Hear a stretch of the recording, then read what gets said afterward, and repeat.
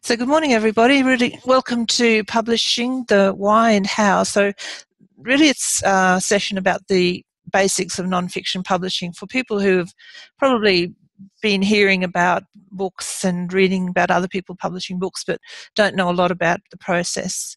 So I'm going to tell you a little bit about why it's a good idea and a little bit about how to get started. So basically the question is, what does a book do for your business or career? And this is a fairly good illustration, I suppose. And the first point here at the bottom, there's voice. So I'll just find my laser pen so I can. So the first thing you have to do as you're publishing a book or writing a book is really figure out what your voice is. And it's more than that as well. It's sort of getting the confidence for a lot of people to actually go public in print with their viewpoint on whatever topic they choose to write about. So that is a really big step for many people, is finding their voice and what style they want to write in, what they want to be seen to support through their writing, what they care enough about to stand up and write about and speak about. So really that's the starting point.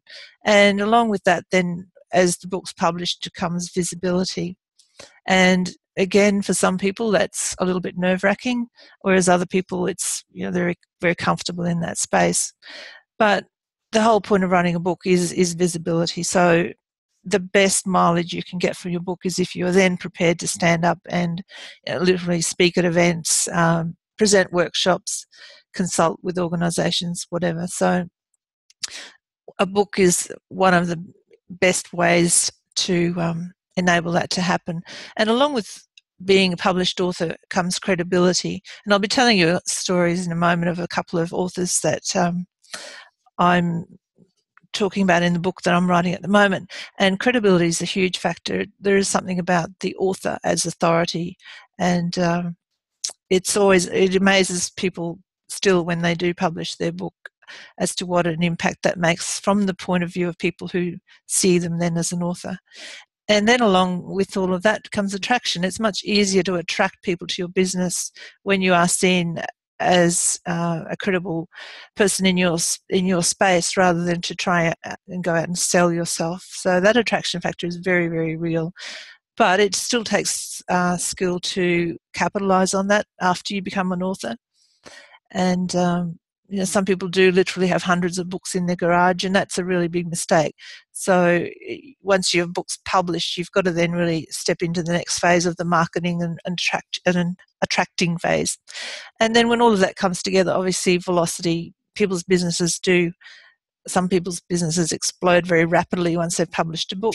Others, it's a slower climb, but it's still a definite climb that would not have happened without their book. So it's always fun in the work I do to hear the stories of how people's books have changed their lives, really. I mean, I know that's a big statement, your book will change your life, but it literally does. And I'll share a couple of anecdotes from people in a minute. I think everyone on the call today so far, live on the call, knows me anyway, but for those of you who might be listening to this later and you don't know my background, I'll just put in a quick slide to sort of tell you a little bit more about my publishing career. And I got into self-publishing in a career change and sort of basically taught myself the process, and that was in the late 90s. So my first foray into self-publishing was with Work From Home magazine up here in the upper right, and I did that for 3 years, self-taught I suppose, but I just did what a lot of people now are doing in self-publishing books, really just asking questions, finding out how to do it. And the late 90s, not a lot of people were self-publishing. Most people were going through traditional publishing houses or traditional magazine publishers, but there were a few self-published magazines around, and I got started that way. I just asked lots of questions and figured out how to do it in a nutshell.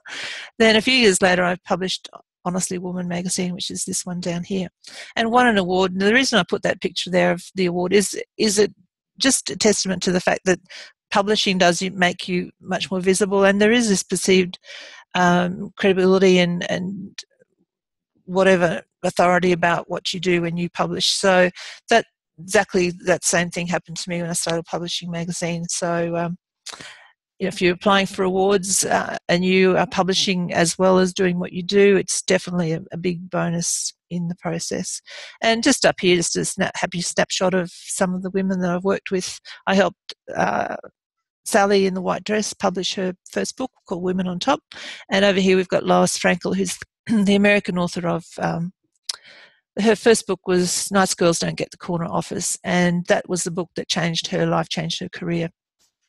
She was in Brisbane and she spoke at our book launch and was part of our book as well. So very exciting things can happen when you set about the publishing path. Again, this is just some quick book cover shots of books that I've been involved in. The most recent books that I've worked on are Creating Calm Amid Chaos. Marnie has just published that book about a month ago.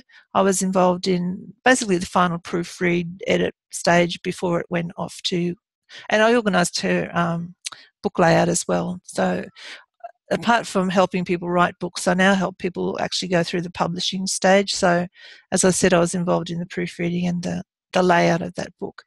And these are two other books I worked on recently. Rules of Social Engagement, about social media marketing. Philippa is actually speaking at my business event on Friday about using social media to grow your business.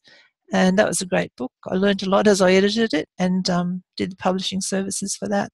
And this one down here, Helen creates skin products for people with eczema. Now, you might wonder how somebody who manufactures skin products for eczema might use a book to grow their business. Well, she's come up with a clever idea. She's not actually writing so much about how to cure eczema in the book. She's put together a bit of a glossary, 101 ways to treat your itch. So it's a bit of an historical view at natural therapies and natural products that have been used to treat skin disorders. So it's sort of an adjunct to her business. So she's a manufacturer, but this sort of positions her as an authority in that space of dealing with eczema. So, and I haven't got a lot of time in this call to sort of run through the other books on the picture in the slide, but I have been involved in all of those. Okay, so now about why to publish a book. So these are some excerpts from authors that I've worked with or hadn't been involved with, or who are contributing their story to the book that I'm writing, which is about self-publishing. Now, Marianne, I love Marianne's story, and I've just chosen 4 because I just think they really sum up quickly why books have such an impact and what they can do, not just for a business, but for the author themselves.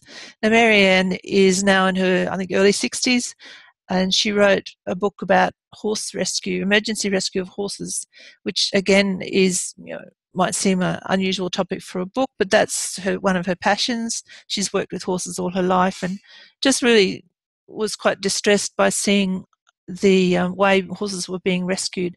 Once you sort of tune into equine rescue, you realise there's a lot of examples online, a lot of media footage of really difficult rescues of very large animals. So that's really her space. So since she wrote the book, she's gone on to sell the book all over the world. But now she's developed really unexpectedly. She thought she would just write a book and then go back to doing more freelance writing. She's now training all over Australia and developed her own training package and seen worldwide as an authority in that very specialised field.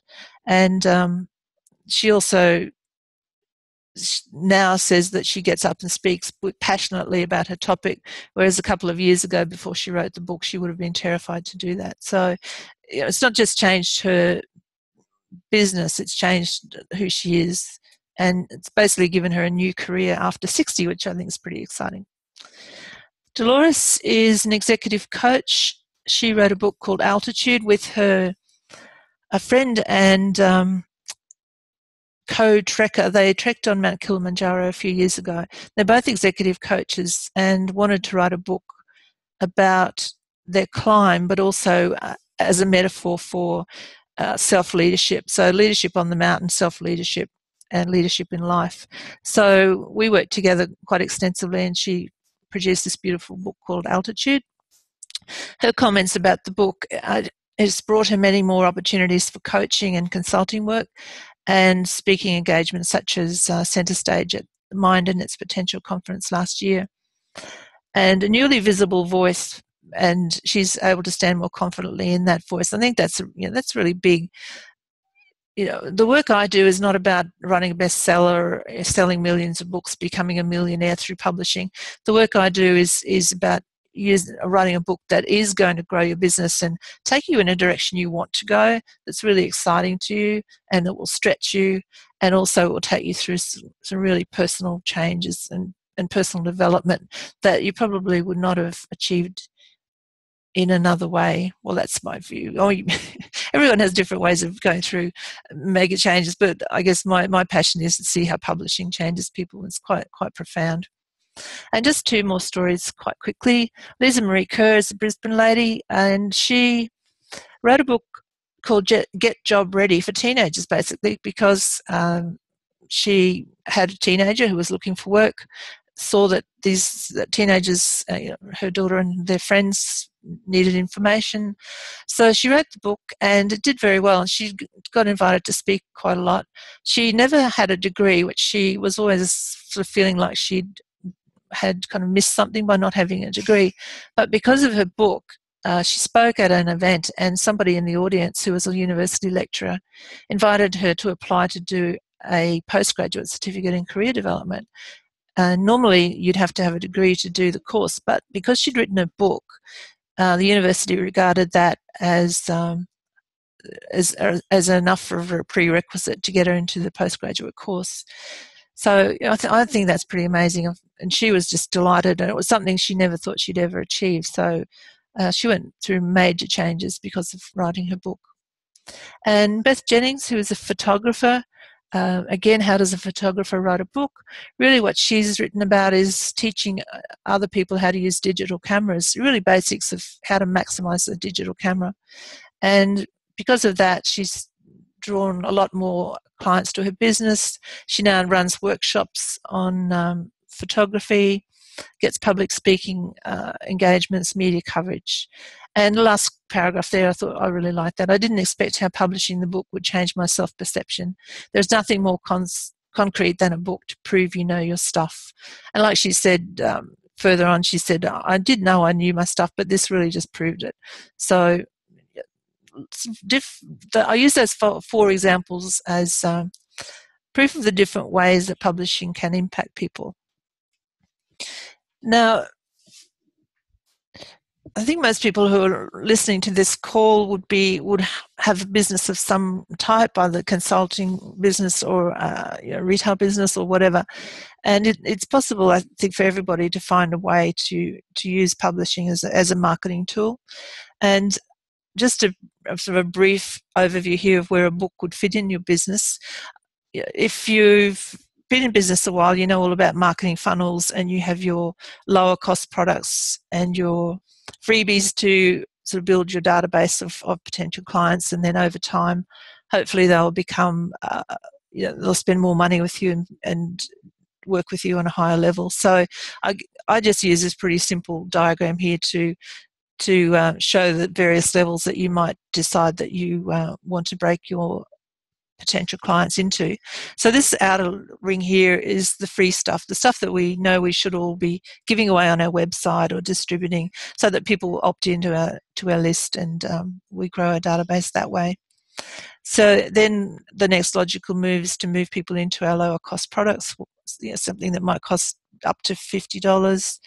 And then after that, when people get to know us, then they might move in and work with us more closely, spend more money, and then ultimately a top-end product that costs more money, but it offers a much more intense experience for the client. So that's a pretty basic, I guess, marketing funnel or whatever you want to call it. Now, many people use their book in this outer ring. A lot of people give their book away, which is a very, very valid thing to do. Now, if you're going to write a book to make $1 million, you're probably thinking, well, I don't want to give my book away. But again, the work that I do, it's about using a book to grow a business. And some of the most successful people, or some of the people who have done that most successfully are very happy to give that book away. Because when you break down your cost to produce a book, it may cost, by the time you factor in all the production costs, editing, that sort of thing, it might cost up to about $10 to actually produce it per item. But if you're giving that book away to the right people, the return on that $10 can be enormous. So definitely I encourage people to look at a book in that way, but be selective about who you give it away to. And in the early days, I mean, if you get to a point where you can afford to spread the book far and wide because you know it works really, really well, and it's part of your marketing funnel that leads to a much higher end product, then definitely do that. Just a couple of examples at that point. Key Person of Influence program, which I've just finished. It's a 40-week program, and it includes publishing as one of the key components. So I witnessed some amazing results within the program of people who've finished their books and have progressed. And they've built their tier of products, and they're just doing amazingly well. But the guys who run the Key Person of Influence program themselves give their book away in boxes full. That's it. I've got a box of them sitting under my desk right now, and they will send them out. So that's one of their key marketing tools is their book. But your book also might sit in this ring here, which is your low-cost product. So for many people, it might be the first introduction to you and what you do, and it might be the thing that opens the door to further conversations, consulting work, higher-end products, whatever. So most people sort of do a bit of both. They might give the book away strategically to the right people, for example, to people in media or to people who've got a large following who might introduce you to their clients, that sort of thing. So think strategically about who you would give your book to, and then also obviously have it for sale so that it's is a low-cost product that opens the door and starts to build a relationship with people who may not know very much about you. So that's really where it sits, and it's one of the key things that will get people to move in through these stages to do more work with you and refer you to other potentially high-end clients, that sort of thing. So it should be, it's a definite part of your whole marketing kit, and a really, really powerful one at that. Okay, so that's a very brief overview of why to publish a book. And as I said, this webinar is really designed as an introduction. So, I could spend a lot more time on that phase. But once you start looking at publishing, if it's something you've been thinking about, you'll start to notice other people who are publishing books or using their books to build their business. So I'd encourage you to really sort of tune into what's going on out there. And if you meet somebody who's published their book, just sit and have a chat to them. Ask them, what was the easiest part, the hardest part? Why did they do it? What's the impact been? Just interestingly, I got an email this morning I'm on somebody's mailing list, and she just sent out an email to her list this morning. She wrote a book about 3 years ago, and I guess this is a really good example of what not to do. So I thought I would just read out the part of her email. And she wrote, this came in an hour ago. She wrote, 3 years ago, I wrote another book. She's now launched a second book, so this is her thinking back. 3 years ago, I wrote another book, all about my journey from self-neglect to radical self-respect and the 7 principles women can take to step into living a delicious life that nourishes them body, mind, and soul. I have 800 copies still in my garage if you want one. I gave away 180 of them at events or to other coaches as client gifts. I sold maybe 20 or so. Now, that's really kind of sad. That's really kind of sad. And it's not that she's only sold 20. That's not sad at all. It's the fact that she still has 800 left in her garage. So giving away 180 is great if you give them to the right people, because that will just build momentum in your business. And it may well have done for her, because she's still in business and doing quite well, I think. But the 800 in the garage after 3 years is a bit of a worry. So as we're talking later, I'll talk a little bit about print on demand. There's no need to print that many books anymore. So obviously she printed 1,000 print run. There's no need to go to that extreme. It's not advisable, and that's exactly why. So I guess I could probably add that as one of the 5 mistakes. So on your screen now, you've got a list there, 5 basic mistakes people make. This is people who are starting out in the publishing field, in self-publishing nonfiction, but they really haven't had a background in it, and they sort of think, yeah, I can figure this out. So number one, they start to write without a clear purpose and plan, and I'm sure you can all figure out how wrong that might go. Writing a book does take a lot of time, and if you aim for 30,000 words, which is sort of the average uh, length of a non-fiction book that's to do with business, it's a good target to have, and it's quite achievable. If 20,000 is still fine, you still end up with a nice little book that still does the work for you. But if you start writing and write 30,000 words without sort of figuring out what you're doing, then you could basically have to redo it. Now, I mentioned before Dolores, who is now a good friend of mine. When we met, she and her co-writer and co-mountain climber had written basically 2 complete drafts already, and just weren't happy with their book. So then I met Dolores and told her I was a book coach. So she was really happy to meet me, and we kind of worked together, and she and Barbara rewrote the book. So basically they did 3 tries. So, that's a lot of time. And it's not a good idea to do that. It's much, it's a very good idea to get help at the start. So make sure you get your plan right, get your purpose right. So another mistake people make is that they write a book about their own story or from their own perspective, rather than a book for their readers. So it's really critical that you think, so who are my readers? What do they want? And that's what you've got to provide. And in the work I do meet a lot of people who say, oh, look, I just want to write a book. I've got so much to tell the world, and I really, I've had all this experience, or other people tell me I should write a book. That's always a warning sign, is when somebody says, other people should tell me I should write a book because I've done these amazing stuff.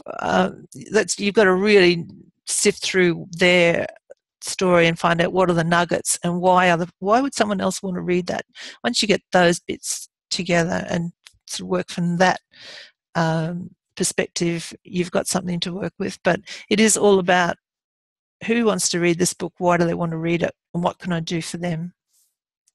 So number 3, people struggle on alone, and then what happens is they start to doubt that what they're writing is any good. They lose their confidence, and because it is quite a long job to write a book, it just sits on the back burner, and there would be a lot of half-written manuscripts out there in the world, I think, and a lot of them would have heaps of potential, but people haven't kind of tapped into support or coaching or an accountability buddy or whatever it takes to get this work done.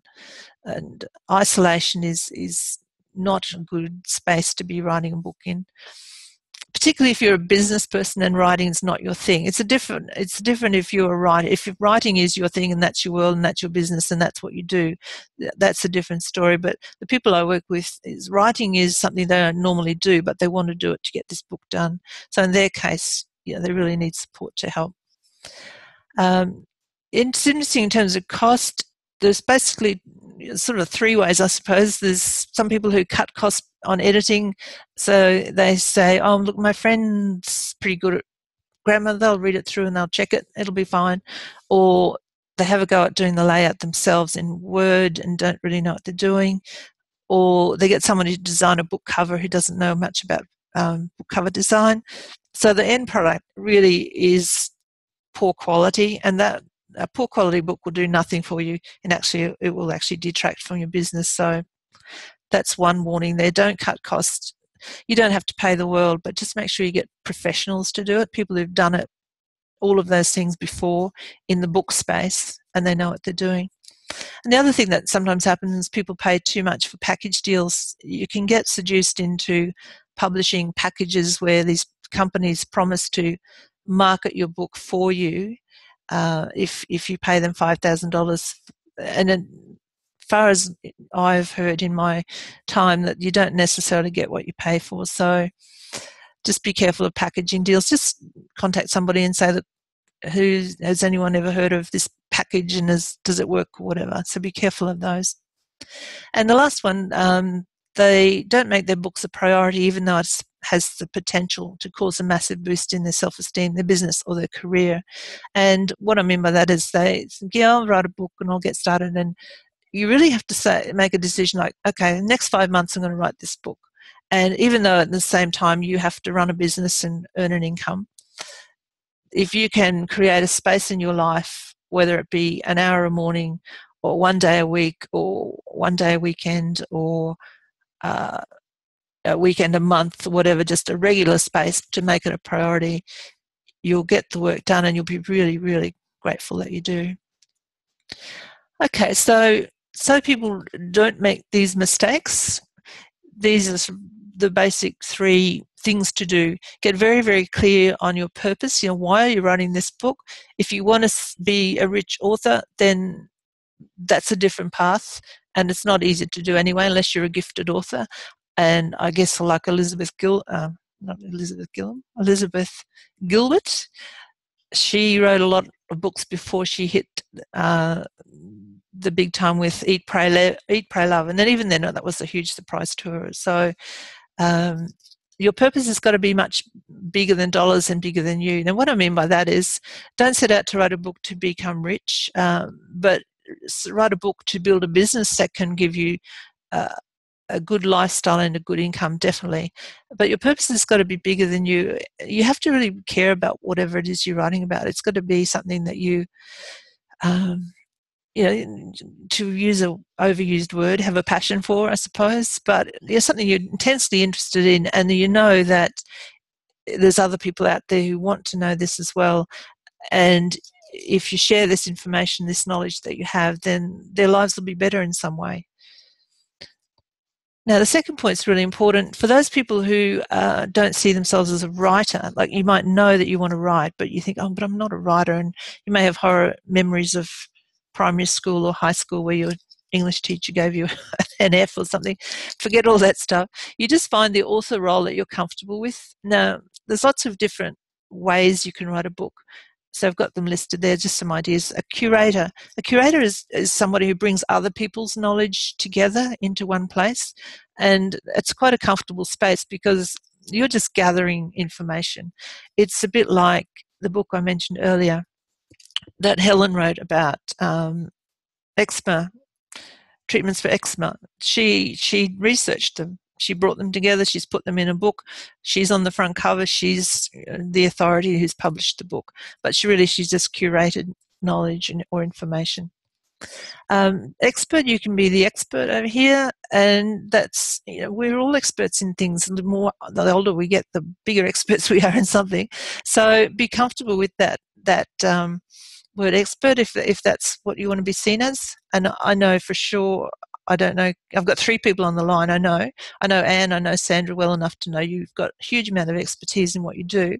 Karen, I don't know so well, so I can't comment on that, but based on what I do know of you, I'm pretty sure there's a lot of expertise there. So be comfortable with that role. And if you just still might be thinking, well, look, I'm not really an expert, or I don't feel like I'm really an expert, you can write a book with your experience and your ideas, but also you might invite somebody who you feel is seen as a global expert on the same topic. So you might ask them if they would contribute a chapter or a piece or whatever, or can ask if you can quote them or something. So you're bringing what you might perceive as a higher level expert into your work, and then you've got that credibility factor because it's your book. An interviewer, this is a lovely role to take as you're writing. And when I was doing my magazines, I loved this interviewer style of writing because you're really just telling other people's stories and telling what they've learned and what they've got to share. So you might weave some interviews or case studies through your book. So it's not just you, it's other people as well, which is what I'm doing in my book. I mentioned before, I've got women authors' stories in my book about self-publishing. So it's really, and that makes the book really interesting when you've got other case studies in there as well. You might feel you're more of a mentor or an advisor or a connector, problem solver, storyteller, whatever. So you just sort of find a space or role that fits with you. And you might think, okay, there's a couple there. I could do a couple of those styles of writing and kind of weave them through my book.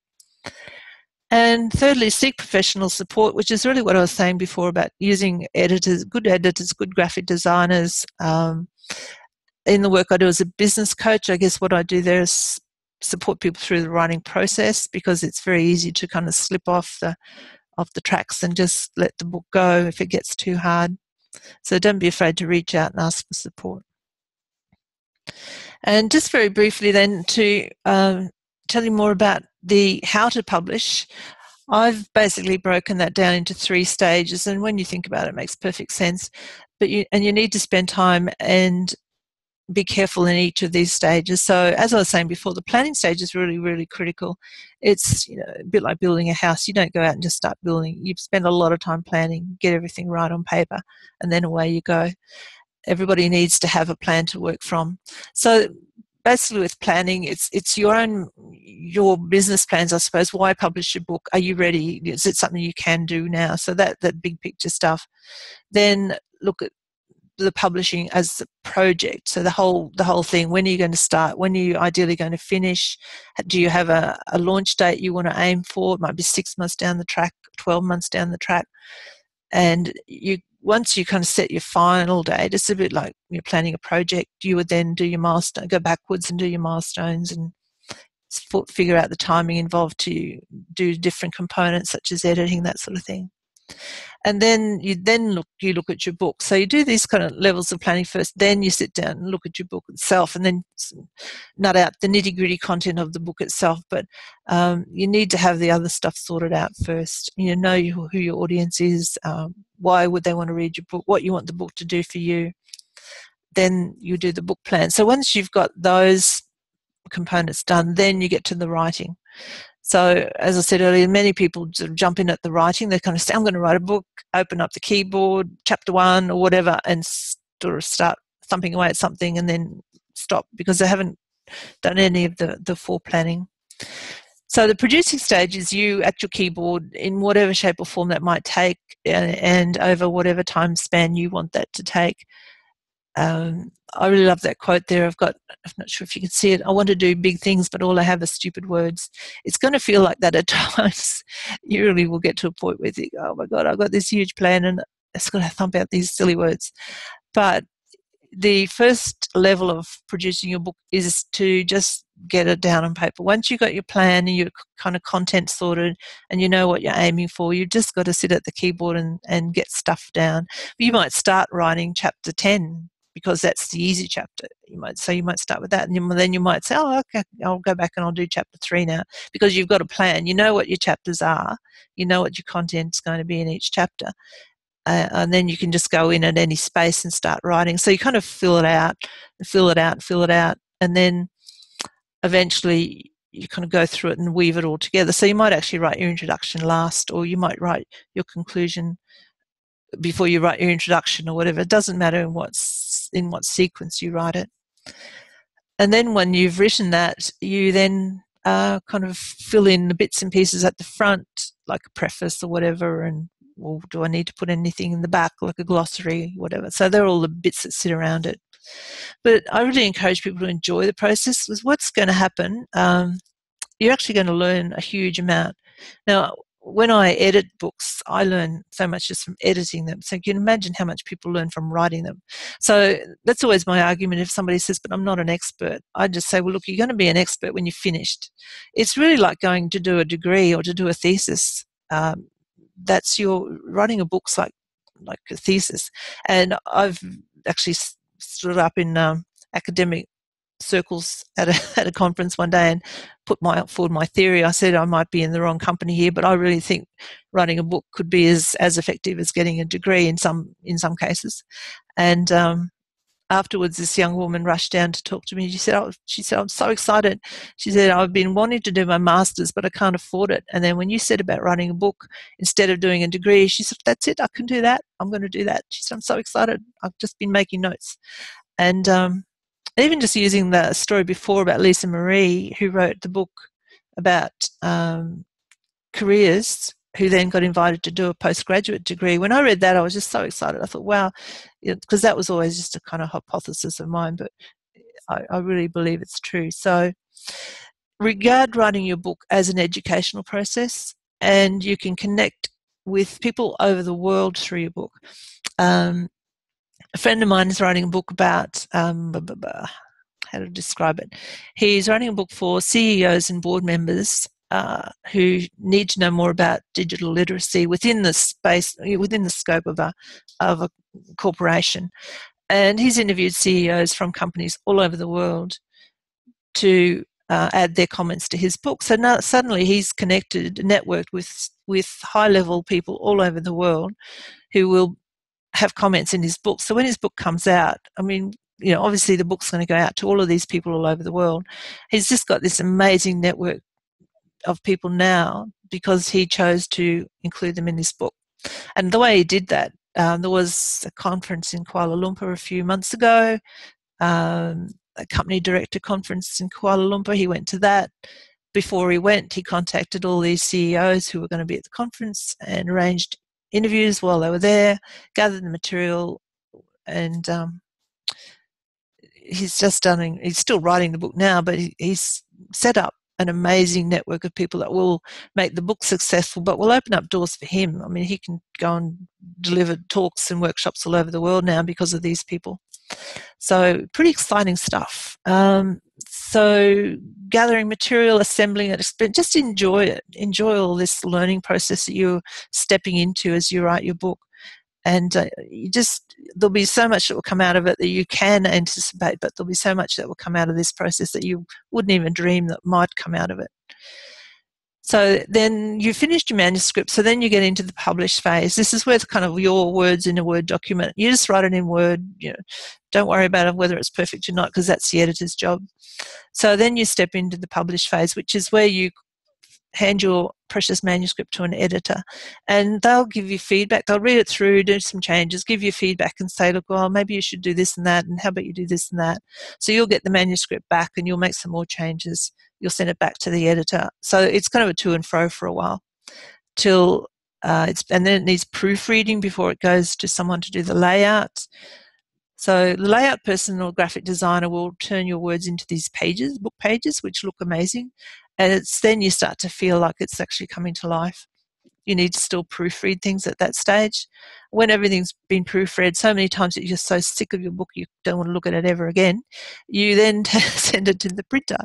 And the book cover in there is created as well. Maybe a different graphic designer will do your book cover. Printer prints your books. And as I said earlier, we really just suggest people get 100 or 200 books printed at a time to start with. And your book can also go up onto Amazon as an ebook. So people can buy your book as an ebook or buy it through print on demand on Amazon. So you might get 200 books printed that you've got in your office that you distribute at will. But your book can also be on Amazon where people purchase it, push a button. Amazon arranges the printing through a company called Ingram Spark. They send the book to the purchaser. So you don't even see the book and you just get money at the end of every month, I think. So then number 7, it's a book lift-off launch. So that's really where your next phase comes. So really that diagram is your self-publishing phase. So the next diagram, which I don't have, is the marketing phase, and that's a whole new story. So I take people through to this phase here and help set them up so that when they're launched, they've got their their presence on websites is all sorted, and which is kind of their author platform, for want of a better word. So I do help people set that up so that when they launch their book, they're ready to go. Okay, so that's kind of a quick overview of why to write a book and how to write a book. So, it's a project, it's a definite project, but the rewards are enormous. So what I'm just sort of saying at the end of this presentation, and I'll be doing these presentations every month from now on, is really just, if you still think it's something you're interested in doing and you want more information about, I'm happy to have a chat one-to-one, sort of a 20-minute chat, free consultation, whatever you would like to call it, over the phone or through Skype, so you can sort of tell me a bit more about what your ideas are and how they might work and what you think you might need help with or not need help with or whatever. So if you want to contact me about having a chat, please do so. There's my number and my email. I will also be sending the copy of this to everybody with the same information in it there. So if you do want to get back to me at some stage, please do. But it's a very, very exciting path, and as I said, what I love about it is just seeing how books change people and change their business, and they amaze themselves, which is always really, really exciting. So look, thanks for coming. I'm just going to stop the recording.